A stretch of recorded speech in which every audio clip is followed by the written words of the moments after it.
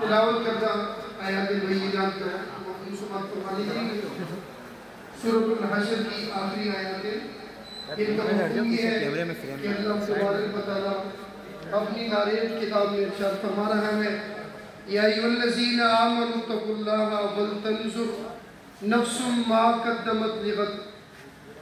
جو لوگ ایمان لائے، اللہ تبارک و تعالیٰ ان سے فرما رہا ہے کہ تم اللہ سے ڈرو اور اس بات کو مد نظر رکھو کہ آنے والے کل کے لیے، اس سے مراد روز قیامت ہے، تم نے آگے کیا بھیجا۔ اللہ سے ڈرتے رہو، تم جو بھی عمل کرتے ہو وہ ظاہری ہو یا پوشیدہ ہو، اللہ تبارک و تعالیٰ ان سارے اعمال سے آگاہ ہے۔ وَلَا تَكُونُوا كَالَّذِينَ نَسُوا اللَّهَ فَأَنسَاهُمْ أَنفُسَهُمْ۔ ان لوگوں کی طرح نہ ہو جاؤ جنہوں نے اللہ کو بلا لیا۔ در حقیقت اللہ کو کوئی نہیں بلا سکتا، جنہوں نے بلایا اپنے آپ کو بلایا۔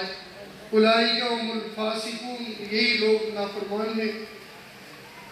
لا یستوی اصحاب النار و اصحاب الجنہ، جو لوگ جنت میں جائیں گے اور جو لوگ جہنم میں جائیں گے یہ کبھی برابر نہیں ہو سکتے، کیونکہ جو لوگ جنت میں جائیں گے هم الفائزون، وہ لوگ کامیاب ہوں گے۔